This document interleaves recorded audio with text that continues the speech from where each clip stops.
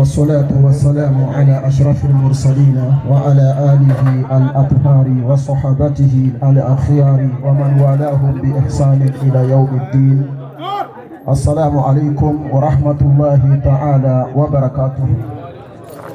مدعو أمي ألفو قال بركة قال واليوم دو شوينا بونجي نيه كنا باي barka kene do horoma kene do wasa kene do folo ka sababu ke kene to dara musuba mina no ye amba Fatima tay sayyidatu nisa'il alamin sigini kene bay horoma kene do bunya kene do ka sababu ke jemi sigira taballa sisano ye Fatima tadi as-sayyidu ash-sharif Abdul Hamid Kishki Haidara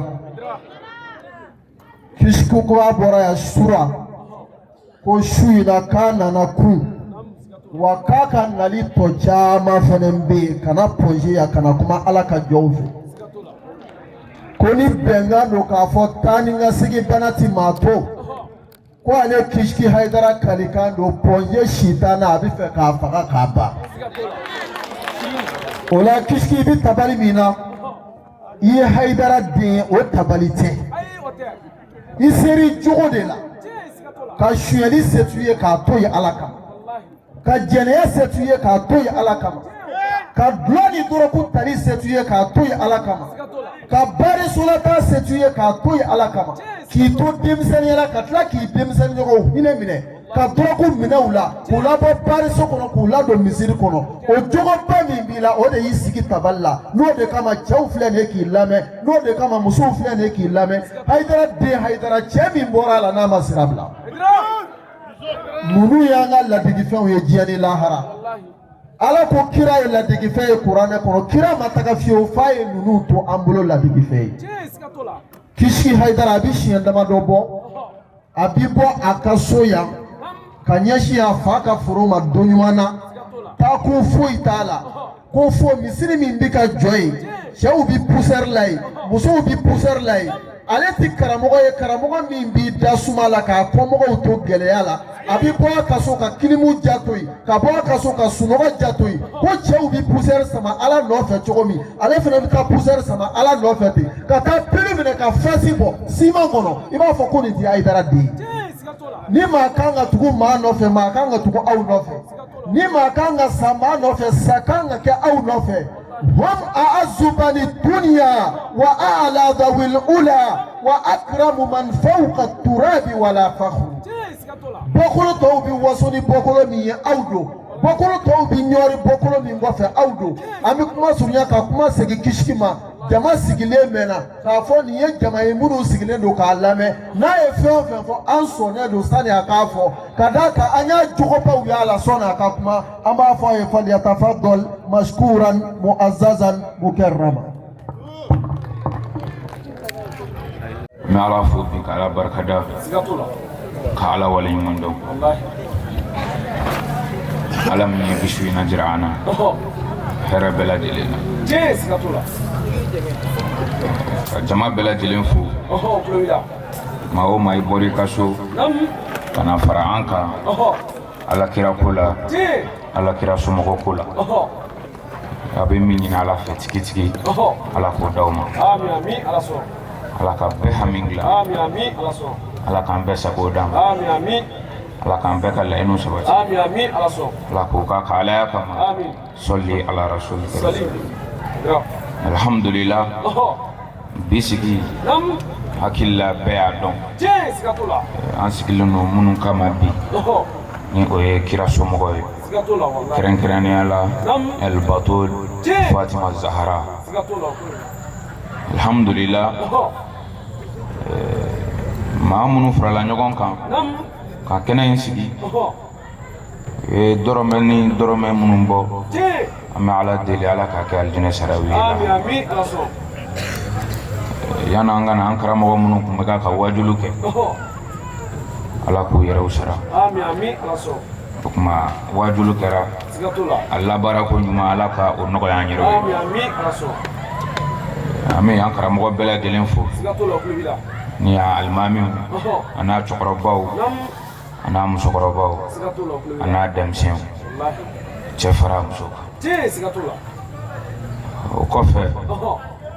nin su ninnu ɲɛnɛmayali Nam. silamɛ fɛ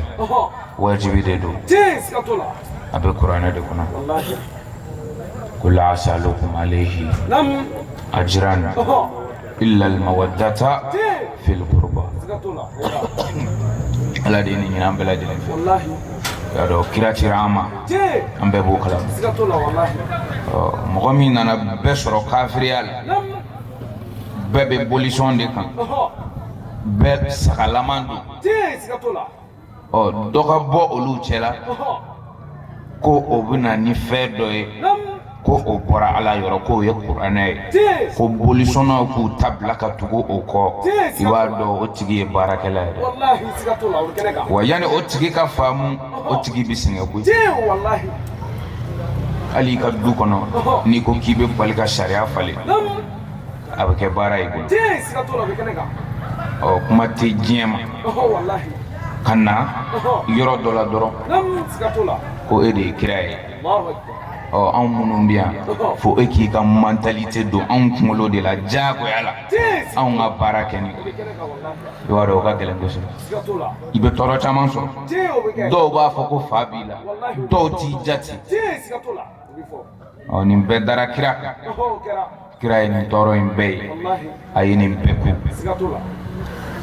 o bɛɛ kɔfɛ minnu sɔnna ka da la ka tugu a kɔ Tiɲɛ. k'anw bɛ sa e nɔfɛ e ko min ala ko ten o tuma an t'i janfa fo lahara olu de y'u sigi k'u miiri a ko a tiɲɛna anw sɔnna an kɛra silamɛ ye koyi Wallahi. an silamɛyara dɛ Tiɲɛ siga t'o la. alijinɛ ko kuma min bɛ ka fɔ anw dara a la anw tugura kira kɔ Siga t'o la o kɛra. o t'a dama ye Wallahi. nka anw y'a ye kira e sɛgɛnna Tiɲɛ o kɛra. anw y'a ye e tɔɔrɔla kafiriw fɛ anw y'a ye fɛn bɛɛ dara e ka fɔ hɛrɛ o tuma kira an yɛrɛ sahabaw filɛ nin e bɛ jumɛn de fɛ anw k'o k'e i sara la dɛ Sigi. Allahu akbar. i ye kuranɛ a y'a na yɔrɔ ye Tiɲɛ siga t'o la o nin yɛrɛ. yɔrɔ de la kuranɛ a y'a nana Wallahi. a ko muhamadu a fɔ ninnu ye e sara t'u bolo dɛ u tɛ se ka e sara Tiɲɛ siga t'o la. nka remplaçant bɛ yen Allahu akbar. n bɛ fɛn dɔ f'u ye n'u y'o kɛ muhamadu o ye e ka kiraya sara ye Tiɲɛ siga t'o la o fɔra. o tuma e ni min bɛ yan k'an sɔnna kira ye k'an dugura kira kɔ an bɛ seli an bɛ sun an bɛ jaga bɔ kuranɛ aya kɔni filɛ nin ye dɛ Nam wallahi. n'i dalen don kira in na k'i tugura a kɔ tigitigi k'a y'i bɔ jahanɛmɛ de kanko kan k'i bila alijinɛ kanko kan e yɛrɛ dan b'o la o tuma kuranɛ ko kana foyi di kira ma nka kira so dingɛ minnu bɛ na olu kanu ni mawada ye kanu yɛrɛ yɛrɛ yɛrɛ kuranɛ aya don Siga t'o la wallahi. Mana pewu. nka bi n'i ko k'i bɛ o silamɛ yɛrɛw ɲini Nam. a bɛ kɛ baara ye dɛ Tiɲɛ siga t'o la. k'a fɔ minnu mago bɛ kira somɔgɔw la k'a fɔ ni kira denw ka waati sera a mɔdenw ka waati sera k'u bɛ sigi ka bɛn n'a ye Tiɲɛ. karamɔgɔw tɛ kala don o ɲin na ka bɛn ni kira yɛrɛ taw ye kuma tɛ kira mɔden taw Tiɲɛ siga o t'o la. kɔrɔ ko in tiɲɛ yɛrɛ ye min ye o tun n'a mɛnna Wallahi pewu.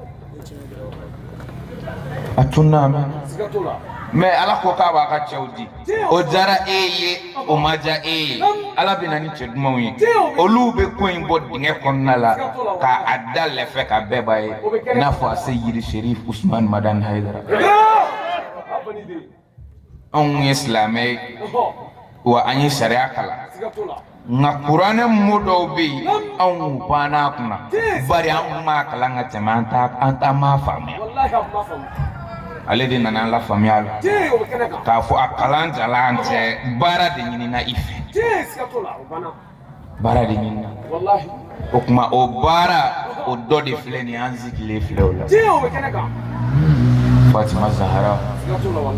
muso fadu ala ya bunya ala ya korota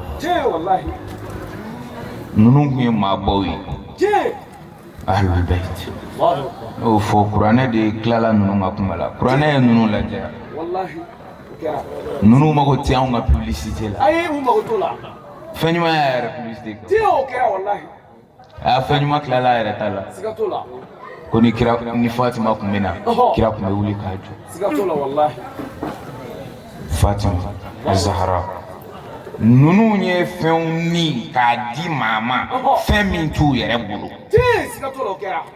ka fendi mama miti yere bulu fiu wallahi okera Fatima ka konyo fini don ba ba kala ma ayu do ay recherche ke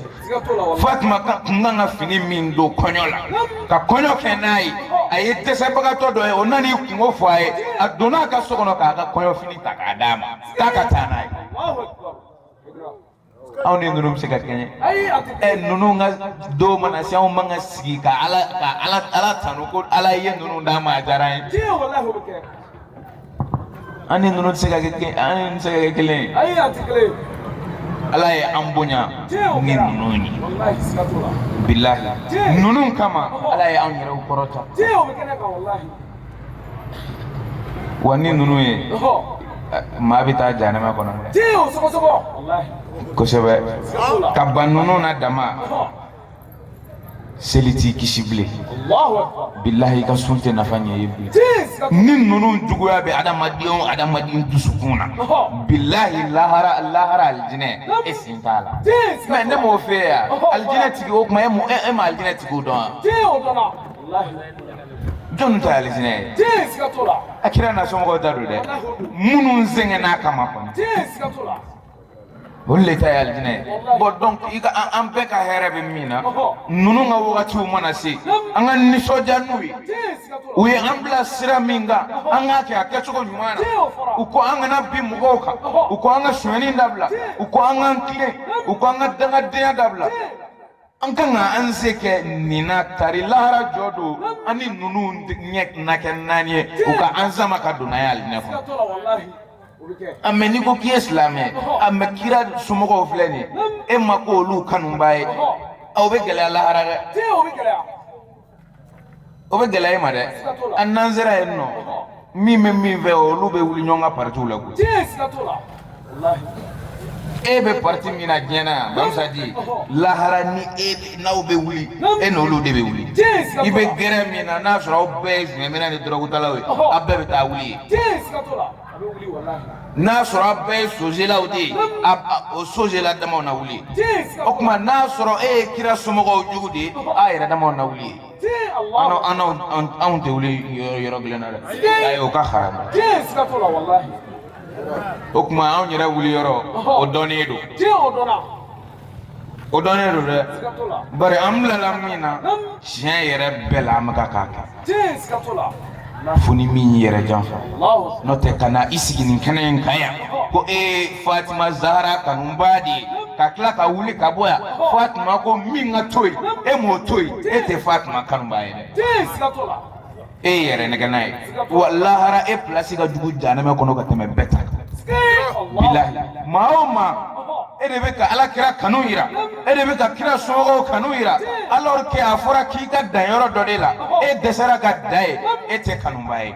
e nafiki innal munafiqina fi darakil asfali minan nar kado nafiki bebe janame jukoro janame dila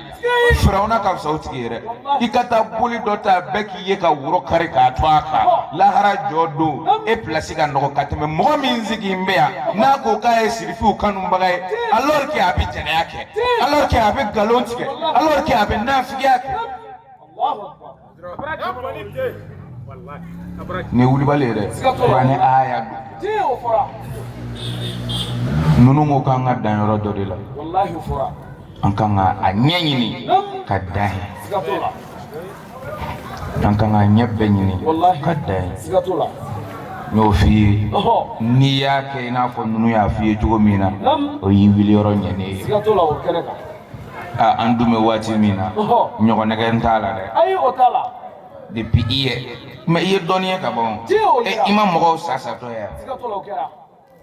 yere ba do tigi tiere mi yere bita kana nyina ngore ayi dina e bita de e do tarao wakati la sen ndoro Allahu akbar ngi ikuntia ne ngai nana o ye do yere balo eki iburu jugo shiga ele Allahu akbar ifabe o anzo noma o fabe anzo noma sabana be Allahu akbar en eta sabana soro le nanna ko ne ka haram ya ibi sikatola wallahi oti bon wakati de oluta andu mo wakati kele ne la posi mamne fo o mamne amaga gaze sikatola wallahi ado amana mechugo ko na setodo Allahu akbar okuma kanaso abisima wakati mina ugasoro ikuma shuliledo abisima wakati mina okanisoro manyini na de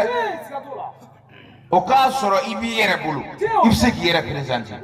bari lara matita joni maga kumoyede ay sikatola bede bi itanya na bo yere obekela ka wallahi be sikatola nzigi mi anno ni ngano mbaw sigi me o luyeli mane ajo lahara peut-être na galera o lu do na ta kuma ala fe ko an yere ko sigi wajul o tala de o tala wallahi am be ko wajul ga ro kilena ya siendo nga namora ya ika sojula e de bi yere doy iye glani ngala e ywa walma iye dugman kala e de bi yere siria Allahu akbar ma tita mala jala ay sikatola okumana anga don amana jachugo chugo jiya imana jachugo chugo amana hera surala chugo chugo amana lafiya kono chugo chugo an kana nyine fiu kullu hara debisi angana nyina oko nyo glan chugo fiana ame munu anzigile do munu ngakene kaya olu e dodi fo kanga dai wananda nai siga foitala lahara jodo oluye anzuru nal dumbawi ngana nyere nagana Allahu akbar kani yere nagana tis katola lahara ngashiko e shego buga yere inere tis katola wallahi ya ankara mo fleni en nek mene kala izaja nazuru laila e lahara izaja tigi nayi yedro abe ababla atijo akakala pepulu lahara amano ko mabulo yede sadri ye chedi ni serai ikakobe di bisi abo edum ikakobe segindo kana da ere nyako ere ba do wati mina ebi tani flala emman mangele ka ko Allahu akbar amano ko ne Qur'an le bafi ullahara jodu fani de nyebe da nyonga yoro be wasoro fay telefri Allahu akbar billahi matu jo manya yo ini maka nyonye ini mima nyonye obi e lafia kateme ini maka nyonye ini min de la ka nyon so jene muna Allahu akbar bari e la namne lay abse aga ne ko do kila ngine mandado ika hake do perdi membe bega ye fini verela di ayere ba do kai do namara ka fo premier ma ko e deuxième Abuna woliju. ye de ke kaloka ere budo o lara jodo eni idomba o karisa imanata nyanye o be no ya Ayi o te no ya. ibi dongo ya ero ja fe do ya soro ya blakata Wallahi. ko imetini Kenega. aka gelene wallahi no ya foita men nunu ne ya no ya lawnye kabi wogati mina ala kotali fanga bila de atui Allahu akbar. Kana biu. billahi amanga demzena tan flala et puis atna fo ko nanya dabla ko ami saso kono entine no tala ibi ka islamia ke ne ofie ki pangi bruti Jeo ke wallahi. inni sojale bi ka islamia ke fulla harajo Jeo kenega. au contraire fon fe for yere ki ka dabla o mani yere kan jien temesira ini mafu Jeo kenega. ami jien mi yere konna da afura kanga min toy on nafa be on yere de kaya Wallahi. billahi ni an islamia famia an ga ɲɛnɛmaya bɛ kɛ ka ɲɛ Jeo kenega wallahi. mais ni silamɛya ma faamuya fo ka taa silamɛya kɛ a tɔgɔ jalan ye ka taa kɛ a yɛna misiri la ye ten dɔrɔn a bɛ gɛlɛya an bolo dɛ Allahu akbar. Abikala. silamɛya baara tunna a mɛnna o Jeo sikatola. silamɛya baara tunna dɛ Biu wallahi. paratigi a bɛ fɔ mɔgɔ min yɛrɛ ma ko silamɛ o banna o Biu wallahi.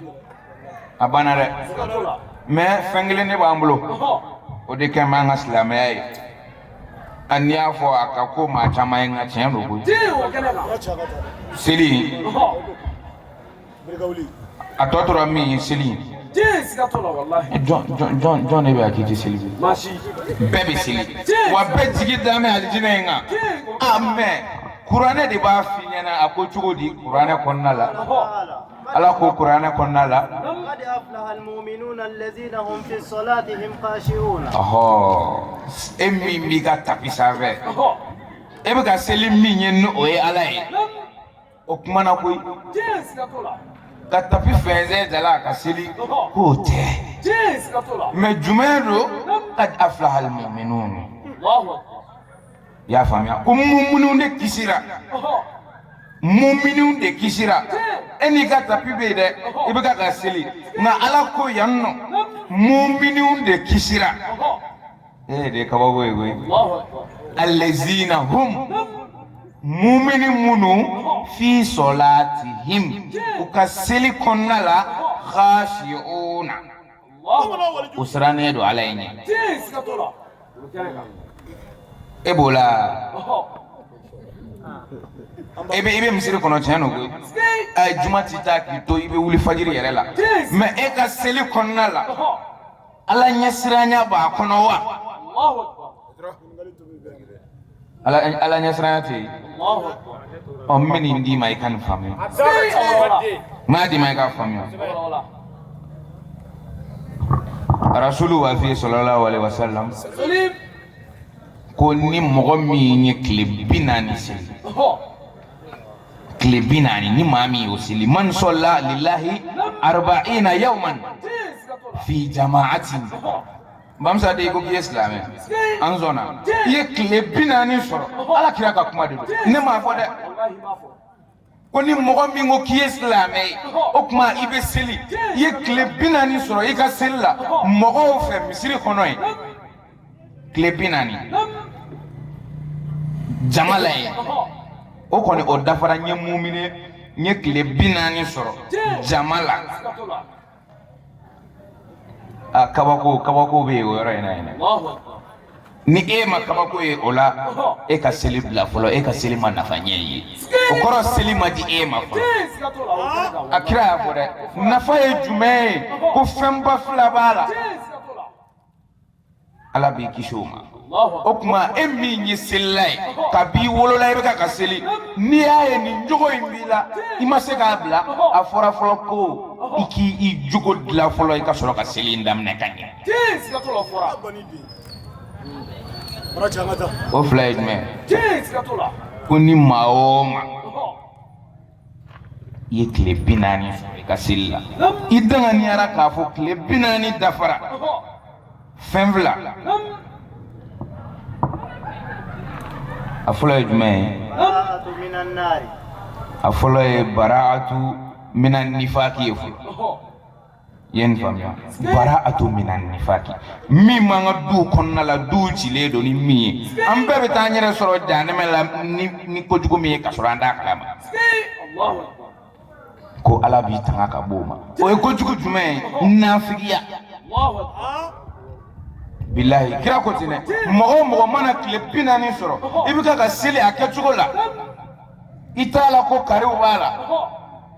nga ibika ke ala yere kama afin folo fleni ala be min dima wa nadiri ma yere ba dongo wallahi ibn nafiya dabla ni seli minena wallahi nafiya itike nafiya itike fanai itike soli fanai wallahi tikai ala bi kishini mbema ni ga kile bina ni seli minena mais ni e san keme e be misili kono Allahu akbar atifi kono abe fi ida ta bela de mais yere bo don sadiri mo yere ba don ni islam ma ya da madiba kile bina nga jam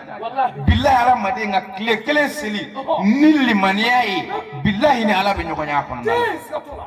ini ala be nyogonya kono mais o kuma seli nana tiya amanati ni ko nu metin to ka fodoro ko kira de nana o ko don nana ko e kira e o bora arabu fe kana o kuma qur'ane sebanata o nana di aw maya aw nga mena ka barak e atikati ne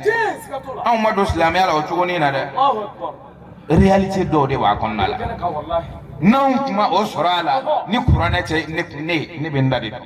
ne ko ni mutte kai Allahu akbar islamé kana ka nga tan tuer tanto fula ko me ka conseil di ikunte ne sorala me make mungama chichi kacha o mako wallahi jenchi kacha o mako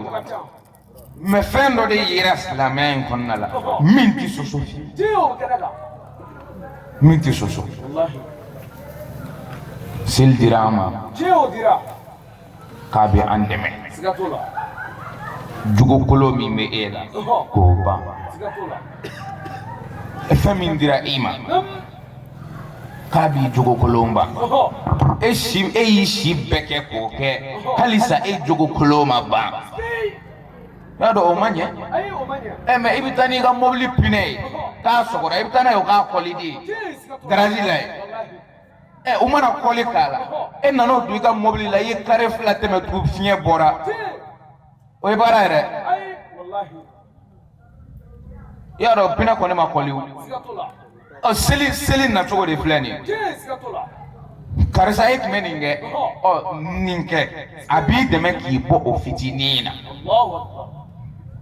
mo ada madib siga kes la me ki to nafiya la ay otike wallahi ada madib siga kes la me ki to galon siga la ay otike mo siga kes la me ka soro hasidi ay otike wallahi ni bebe kodi o de la imaya afora de kana na di anana di jonuma mu'minu yana kana mu'minu de kumbe o kuma anana di olu de ma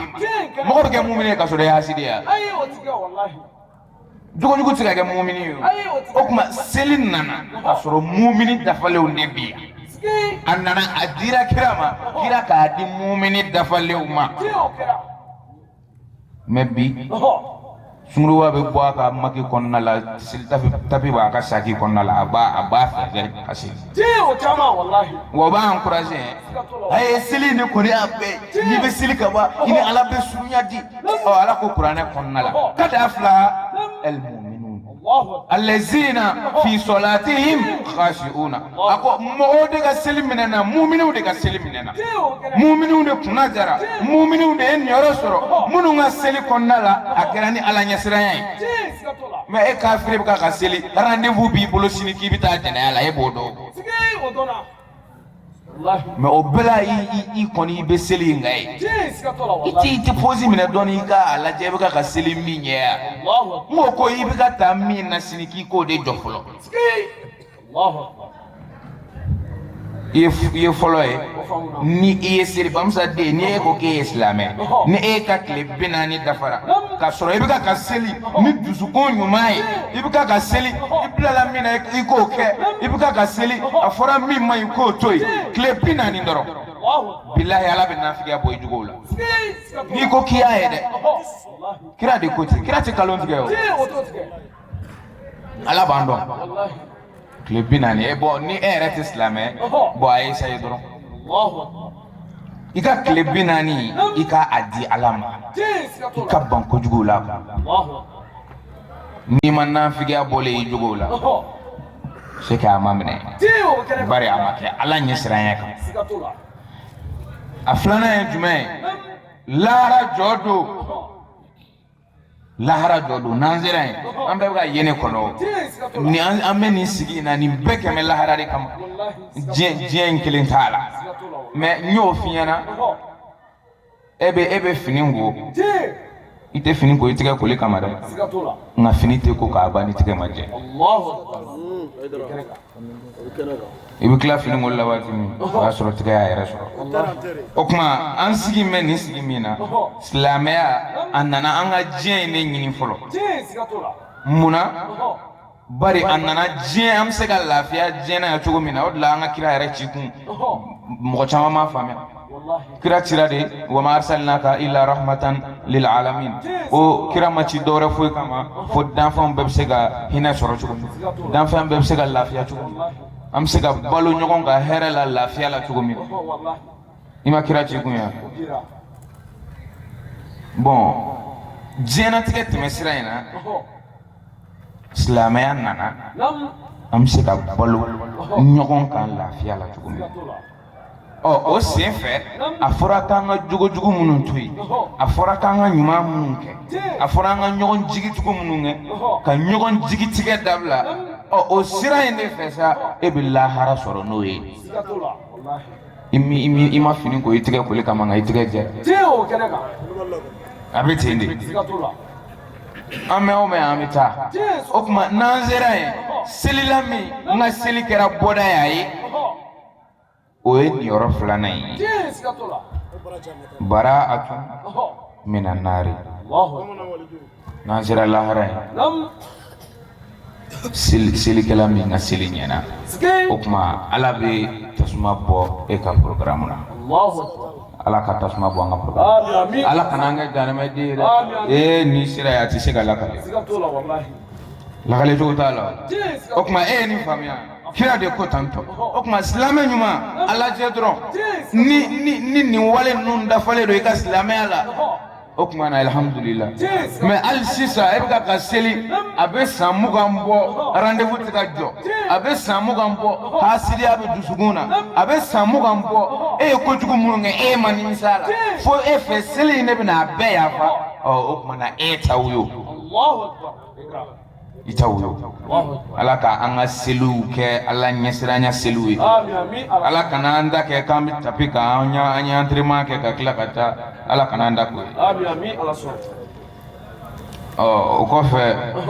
n b'a dɔn kuranɛ b'a d'i ma cogo wɛrɛ la والذين هم عن اللغو معرضون والذين هم للزكاة فاعلون o kɔfɛ kuranɛ b'a f'i ɲɛna u ka seliw kɔnɔna la u ma sɔn fiyewu k'a kɛ kulonkɛ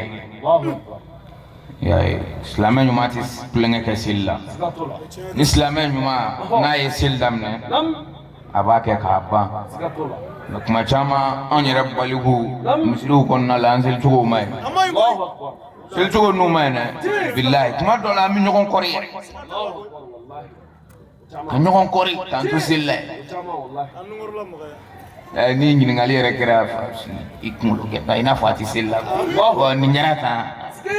i kunkolo kɔri i si k'a la ma silamɛ ɲuman kan ka sa mais maa caman b'a kɛ o a ko kɛra sa dɔw yɛrɛ bɛ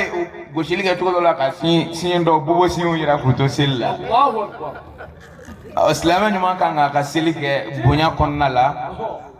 ka ala ye bari wagati ni fitinin min don i ni i tigi bɛ ɲɔgɔn y'a kɔnɔ o de la n y'a fɔ seli mana ten mɔgɔ tɛ se ka seli ka tila ka taa kojugu kɛ o tɛ se ka kɛ adamaden ka seli ka tila ka kojugu kɛ iba ire sentiment sili na quoi Tiskatola. mais mo be sentiment soro ka sili la na e kibaru fili ara ya don ni ala de fle ne communication na Tiskatola. Keleka. mado la mo kalje do be ka nyema ko nala ni yata tel ke anga ke e ka pat na yata dro ro baby bi wuli kata mangandi yoro mina Tibita grafe wallahi. dare padro kada dimi goro Tiskatola. yere ba don no dimi goro iga kalo sabe Tiske wallahi. okuma ni ay kibaru fili fan fene ka don ani amma de do sisa Tiskatola. an jole no amma de nyakoro Allahu akbar. okuma na amga kana communiquer di nay Ski. mais au communication yoro la e de kera kuma baby crede mine ibi jinga ka taye ina fo kuruza be mame Allahu akbar. selu be nyaka mine do Tio wallahi tiskatola. wallahi abbe ibaro tane ti ko c'est-à-dire limania ere de tara ko into tora pratique di o de be ka ampela sinimo no te ni limania ere be wajul kala ke kuma bleu Tiskatola. limania ere de doera bebe seli de ko c'est-à-dire mina ninge ka boyti no te kati jo ini ala ere ini ala be communication na iko ala ne kibaru fili ede o kuma mbiri le flene se foi tene se bebe e ala de willa ikala kana sujudu la iko ala mbugu ne flene ne jon jasile fanga tena se tenye se bebe ede iko nga jena tui mbugu ne flene nyo tui iko nga fana tui mbugu ne flene nyo tui iko nga na bi mogoka mbugu ne flene nyo tui nga na galontige eni ledu ta ala e bugune wallahi ni wilayti songa ta ke kenema Tiskatola. Abani. Sikatemna de. me ko bugune do joy Wallahi. ala ina kuma na Wallahi. ibe kuma Tiskatola. me iye galon bain beti kay ay mo ko siga ta uruku la kata sujudu la ki de kuma o Allahu. ibe fendo de fo me on yira ta do me mi fo ere me an woni me sedi billahi ko ngara kabo ko dane ko c'est dire islamia to ko bana ko mogo mana fa o makan kafiru ani bi sa nyona fo ki san se ga jeno me alors que an yere ba do billahi at islam wi Keleka wallahi. karamogo fara kalande nga bekera klebi Tiskatola. da shido nga bonyo gona me an bebe seli Keleka. do misiri kono Oh. ika nyine ngale ke doro micro territoire mo ko je Tio o ka do misiri nu ngono o ka ta micro jo anga sella chama ndala konni pirile be mi fo ka fi Tiskatola. ni tara sujudu la ini ala kan mi fo nyoko o ka fi Allahu akbar. me arabu wera ngana benya kami ay ni tara subhana bi alazim an arabu ka mi fo anta do Tio mato wallahi. kamaro pirile be ka mi fo subhana bi alazim e ba koro do ay ka kando Wallahi ka kante. itara sujudu la subhana bi ala c'est-à-dire subhana bi alazim ibi subhana rabbi alazim koro do de ba lawo Tiskatola obola. mais si mo munu me ka seli kuma fo seli lawi o de la misiri ngara doro réunion kero e ka bono te seli ro teo we bi misiri be ko ko lewde at se ka fa o ma ko misiri ya Wallahi. e misiri e yoro de ibita yere di ala ma yoro mina Keleka. bo ni yere di ni bora atna fo ko o i bole misiri kono de no yoro do de jora c'est-à-dire nasira anga do ambe islameya o e misiri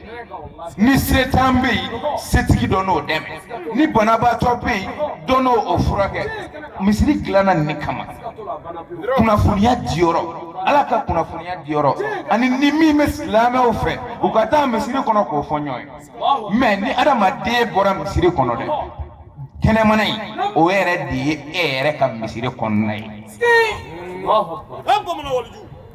kene manai o de yi ka misiri kono nay mais ibita de misiri kono fe do de bita fiye yo Tio bitafo. afoki ka jɛnɛya dabila ibo dabila misiri kono de Ayi o ti. afoki kana suɲɛni kɛ alimami ta ibita alimami ta suɲɛ Ayi o ti shwe. ngo n'i bɔra de a paratigi bɛ kɛ kɛnɛ ma de Tiskatola wallahi. n'i bɔra de a fɔ k'i kana nkalon min tigɛ i da in kɛra yɛlɛ kana sɔn ka nkalon tigɛ Wallahi wallahi. walimuso to yen wali nafolo to yen Allahu akbar. kɛnɛmana de ma kɛ misiri ye o la Wallahi. mais misiri kɔnɔna in de kɛra anw ka misiri ye dɔrɔn Tiskatola. n'an donna yen waati min na alhamdulilah nka n'an bɔra kaba o ye ko bɛɛ ɲagaminen ye Wallahi. Subhana rabbiyal azim subhana rabbiyal a kɔrɔ de kan ka fɔ kunfin ye Tiskatola. munun ta don mais ni école de ke ta do Google kon na la Cheikh Google ale ba be di masila iko kibe dina do l'islamia kana son aka wolola tindron ko nana soro fa islamia ki fene dara islamia e 90 Allahu Akbar. kana son aka keti kuma do la question do mani isenge islamia kan a poser Chukodi am baligu yɛrɛ dama bɛ se k'an sigi cogo di k'a fɔ ko dɔ ye kira ye k'ale de ko ale ye Muhamadu ye ala de ye kuranɛ d'ale ma ala n'a kuma na cogo di kuranɛ dira a ma cogo di ale bɛ se ka na cogo di k'anw ka tugu a kɔ adamaden kan k'a miiri nin bɛɛ la mais anw kɔni nana dɔrɔn a tiɲɛ don an ye silamɛ de ye wa an faw bɛ seli an yɛrɛ bɛ misiri kɔnɔ ye mais mɔgɔ min yɛrɛ y'a ka silamɛya ɲɛ ɲini k'a dɔn n bɛ fɛn dɔ la o ka dɔgɔ na dɛ mais silamɛya tiɲɛ filɛ nin ye o ye jogo di misiri kɔnɔna tɛ a bɛ taa fɔ misiri kɔnɔ ye k'i ka nin dabila o dabila yɔrɔ ye kɛnɛmana de mais surasiw bɛ taa kan kɔnɔ u bɛ t'u charger kɛlɛkɛminɛnw na o tɛ taa bɔnmu ta u ta kalasina kɔbuw bɛ yen grenadiw bɛ ta yen kɔnturubaliw bɛ ta yen mais a bɛ ta yɔrɔ min na i bɛ arrangesi dɔ ye sen na mais marifa bɛ ta yɔrɔ min na a bɛ ci yen dɛ e bɛ taa bɔnmu ta i bɛ taa a fili a tɛ fili ye o a bɛ bɔ yen de ka sɔrɔ ka taa tɛrɛ kɛ yen mɔgɔ jɛnnen kan a bɛ sɔrɔ ka taa tiiri wuli ni jugu bɔra i bɛ kalasi cɛ a la ni jugu wɛrɛ tɛmɛna i bɛ grenade bɔ k'o fili misiri in kɔnɔna de la yen a bɛ taa fɔ ye k'i ka se i yɛrɛ la o tuma i bɔlen jugu bɛ na o ye diyagoya de ye sitanɛ bɛ na dɛ o ye diyagoya yɛrɛ ye i ni musomanin dɔ kun ka di rendez-vous b'aw bolo nka e donna misiri kɔnɔ i y'i ka marifa ta i y'i chargé dɛ en tant que i ko k'i ye sɔrɔsi ye n'i y'i chargé i bɛ taa kɛlɛ kɛ dɛ o tuma an ko k'an ye silamɛ de ye n'an donna misiri kɔnɔ k'an bɛ ka seli ala ye alimami ko k'an ka fɛn dɔ to yen ko ala ko an k'o to o tuma i bɔra a bɛ n'a fɔ sɔrɔsikɛ fana y'a chargé ka bɔ a taara fɔrɔn na n'a ye rebelle natɔ ye a bɛ marifa chargé o tuma na e ni musomanin dɔ kun ka di o nana k'a ka ɲɔgɔn ye o tɛ rebelle kunbɔtɔ ye ko rebelle bilenma dɔw ta ye finman ye couleur kelen d'u la o a ɲagaminen don o tuma n'i y'i ka rebelle kun ye a dɔn k'i taara marifa ta min kama a filɛ nin ye e tun bɛ seli la dɛ mais o tuma e bɛ ala janfa ou bien min me sella o te edi edo koy o kuma na marfa di bibulu tabi rebelle yoro janfe sniper do kana so aka gerilla ala ka anga tataw ke sniper wi ani lansro getu billahi iba e fenêtre fe do ala je ka vise kana je de taje ati jaje tuko ti dore na ko anga nyonya fo karsa ne kera islamé ore abani ibi yere compliqué a fo e karsa jieme ka politiko mina zaraila mo ti choroba wala blene nimle meleke mo be demze yere la choroba sa joraw ita mere plego mo choroba do sara mao mama sania nyeri ta sura bebe sambi sabaka jigi Allahu akbar afa yɛrɛ ko saya bɛ ka cun i t'i ta waati dɔn wa a cunna a ma cun yɛrɛ i taatɔ don n'i ma taa k'i si banna n'i kɔrɔla wotoronin b'i don i ka so kɔnɔ a b'i bɔ fanga b'i ban se bɛɛ b'i ban bon yan'o waatinin cɛ n'i ye rebelle ye a bugɔ a kan kana sɔn a ka taa k'i to e ye misiri kɔnɔna faamuya sisan waati corona ola insha Allah ame munu nga kene kan ya rabbi lahara jodo ukata anzoro nalidu ala mo kera amunu ye ni kuma me ka bara kena e ala mo kera ala ka hera kambe ala ka ambe sago dama ala ka ambe ka lenu sabati ala ka ambe ka limane o jidi ala ka ambe ka limane o jidi ولا أمي بيات أنا فري أما كجمولا إن شاء الله البيات على الإسلام كأنجي ذا كدفقني أنت فلا فرالك